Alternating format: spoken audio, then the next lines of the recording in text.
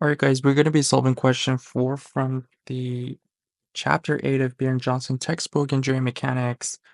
And in this one we need to determine whether the block shown is in equilibrium or it's actually moving.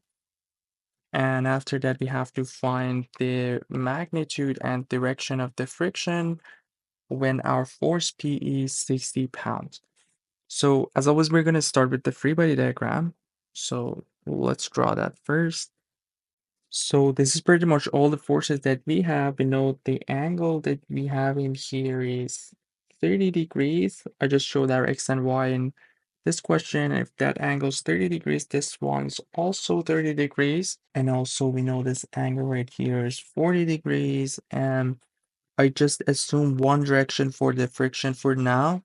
And we're going to go with our equilibrium equations. If we get a negative sign, that shows that the force F is actually in the opposite of what we have now. Let's see what happens. So we're going to have sum of all forces equals 0. So we assume that we are in equilibrium. Let's do sum of all forces in X equals 0.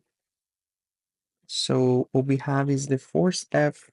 We have the X component of 60 pounds minus 60 cosine of 40 degrees, which will be this component. And we have the x component of 45, which is what we have in here. So plus 45 sine of 30 degrees. And that's pretty much everything equals 0. And we can find our f, 60 cosine of 40 degrees minus 45 sine of 30 degrees. I just brought these two on the other side of the equation. So let's calculate this. 60 cosine of 40 minus 45 sine of 30. That's going to be 23.46 pounds. No negative sign. That shows that the F is actually in the correct direction. But in order to figure out if the box is moving down or up, we have to find the maximum friction.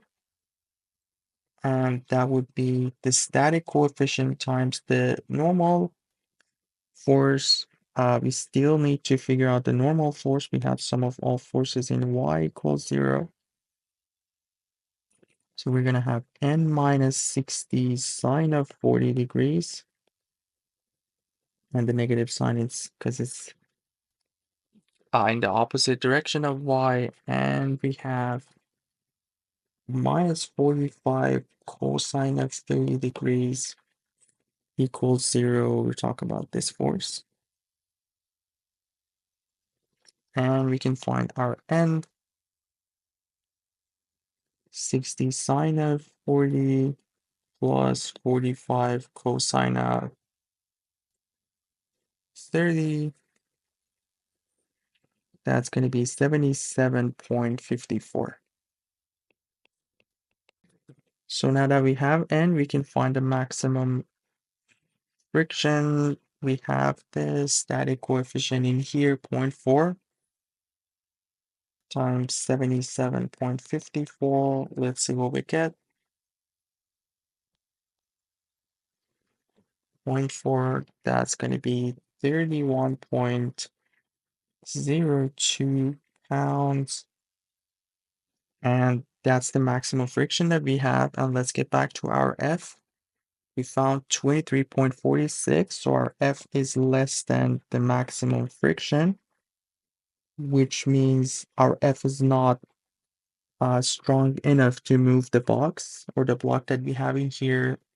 So the assumption of equilibrium at the beginning, or sum of all forces, equals 0, which is equal to mass times acceleration of gravity. But since we are not moving, this will be 0, and that's where it's equals 0 is coming from.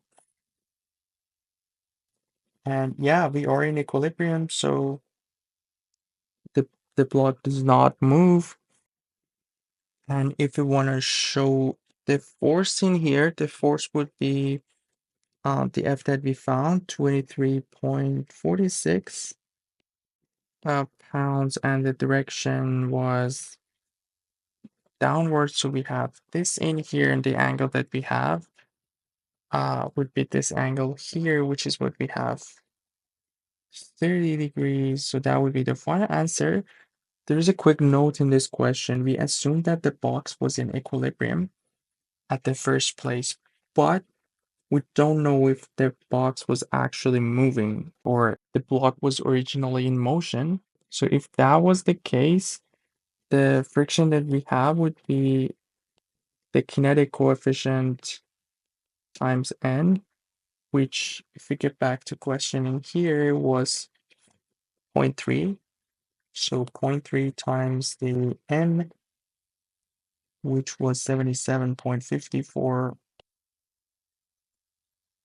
And if we calculate this, we're going to get 23.26. So that shows that our F is actually more than the kinetic friction by a little bit, 0.2 almost. So if block was originally in motion, it will keep moving with this friction that we found in here, but we don't know, we don't have the information for that. So we're just gonna put a note in here. If block originally in motion,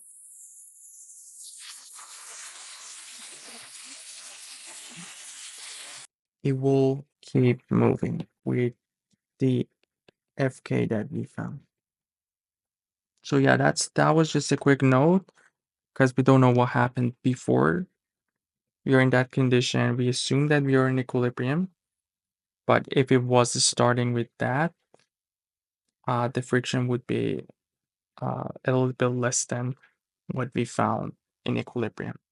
So yeah, I hope everything was clear. Let me know if you guys have any questions, and you guys take care. I'll see you in the next one.